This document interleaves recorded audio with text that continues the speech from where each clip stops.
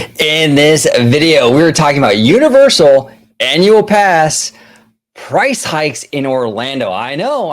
A lot of you are probably surprised that that's even a thing because nobody, pretty much nobody, is reporting on it because, well, it's Universal and they get a pass for everything.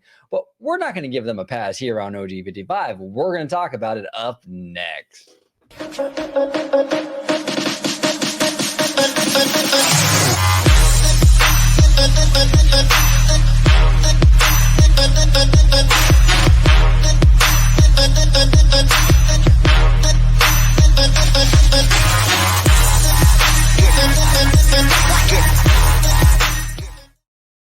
Welcome aboard, everybody, to another episode of OG55. Today, I am flying solo to talk all about Universal Orlando's cute little annual pass price hikes that they tried to slip under the radar. I'm going to go ahead and share my screen real quick. This is from a friend of the channel, Jack Kendall of DSNY, okay? And kudos to Jack, by the way. He's one of the very few that's actually addressing this Universal Orlando price hike in the fandom. He's one of the very few, and props to him for this. He tweeted out here a few days ago, yesterday, on the same day that annual pass sales resumed at Disney World, Universal increased their AP prices by approximately $150. Universal using the Disney AP News coverage as a well-known marketing tactic to drop less favorable news on the big news days. And right below, Scott G. Mills says, "Thanks, Jack. I feel Universal has gotten off easy in the media over the last year or so." Well, Scott, I agree with you, but it's been far longer than the last year or so. Pretty much forever.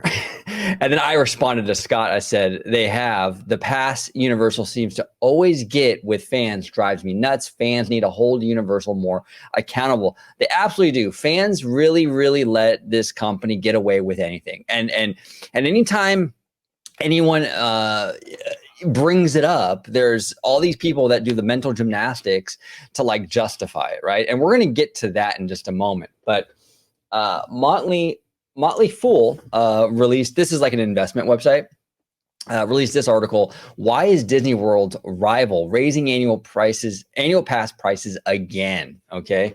And they make some great points in this article, but it says here, Comcast Universal Orlando raised the prices of some of its annual passes by as much as 23% on Thursday. Fam, could you imagine if this was Disney raising their pass prices 23%? You'd hear a lot more about it on Twitter than you're hearing about it now. I'll tell you that much. If this was Disney, that's poor timing. It's a poor and peculiar time for Comcast to be raising prices at Universal Orlando for its higher end annual passes. The hikes happened on a Thursday, the same day that Walt Disney's Florida Resort brought back its full slate of year-round admissions. Disney World hasn't sold its high-end passes to new buyers since 2021. These weren't modest upticks for Disney World's top competitor. Universal Orlando bumped the Florida resident discounted, preferred, and premier tiers, the only two passes it offers with free parking and no blockout dates, to Universal Studios Florida and Islands of Adventure by 20 and 23% respectively. The higher price equivalent passes for out-of-state buyers saw an increase in the high teens. Okay, now this is crazy. This is absolutely crazy. Now, I love how Jack mentioned this, okay? He mentioned that this is a marketing tactic to sort of hide the price hikes.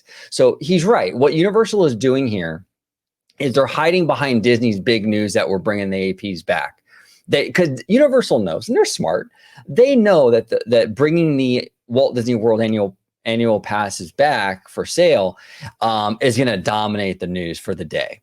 So what they did was they snuck in their pretty significant price hikes for their APs at the same time. So you, the fan, wouldn't notice. So it gets buried in the news cycle. It's a sneaky, sneaky move. And quite honestly, man, I wouldn't trust that bitch. Nope.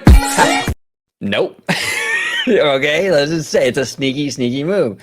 So this is interesting, right? And I hear a lot of, look, I know I'm going to get a lot of comments in the comment section saying, but OG, Universal's actually investing in their parks. They're building Epic Universe. So this is totally justified. As a fan, I'm totally okay with it. Are you though? Look, Disney doesn't get that same luxury, and I'll prove it to you. Okay, I will absolutely prove it to you. Let's go down. Let's go down memory lane. Take my hand, everybody, and let's take a trip to Memoryville. This is a video I did about 6 months ago. If only Disney did X, Y, and Z. Fan complaints. And the whole basis behind this video is like, I hear this constant kind of drumbeat of like, well, if only Disney invested big time in their parks, then as fans, we wouldn't be upset when they raised prices, right? And I'm hearing this with Universal now to justify their hikes, like, oh, well, they're investing big time over there, so it's okay.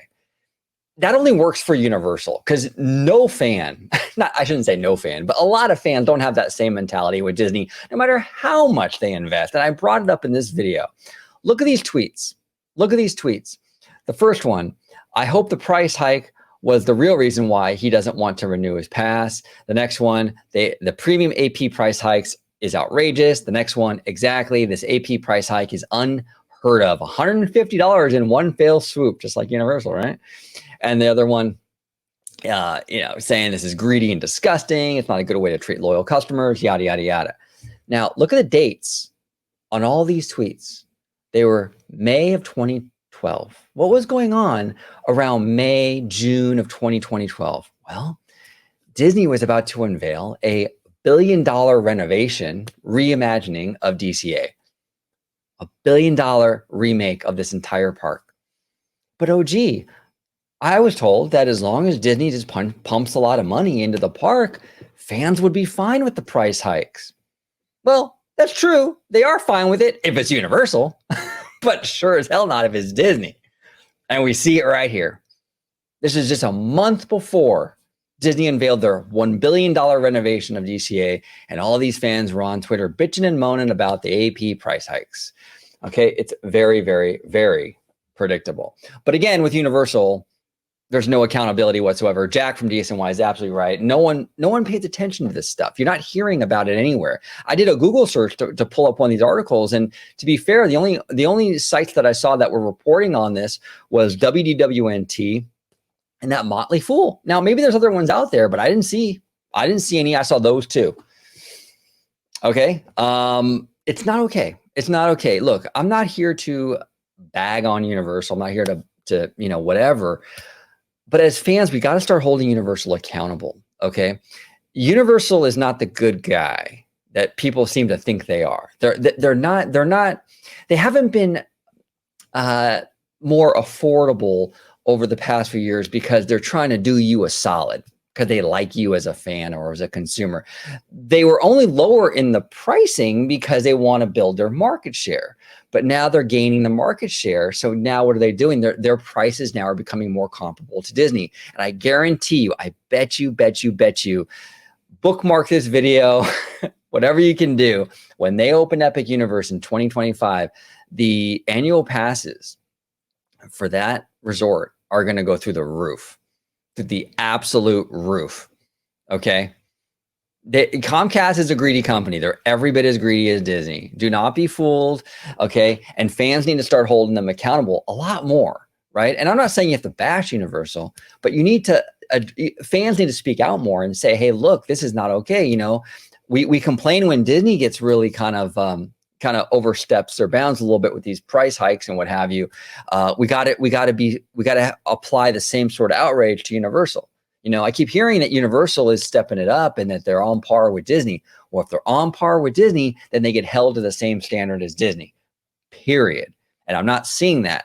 I see a lot of like, well, they're on par with Disney when it's the good stuff, but man, it's super convenient to fall back and be like, well, they're not Disney when it's bad shit. Okay. Can't have it both ways. Can't have it both ways. Comment down below. I would love to hear everyone's thoughts on this pretty significant price hike for the Universal Orlando annual passes. Am I out of line? I mean, all I'm asking is for a little accountability to cut both ways. If we're going to hold Disney accountable for this stuff, then you got to hold Universal accountable for this stuff. And nobody in the fandom seems to want to talk about Universal. I don't understand it. It's like the most protected company I've ever seen. It's like totally taboo to ever even criticize this company. It's bizarre. Comment down below. I would love to hear from you. And as always, have a wonderful, wonderful day. Man, I wouldn't trust that bitch. Nope.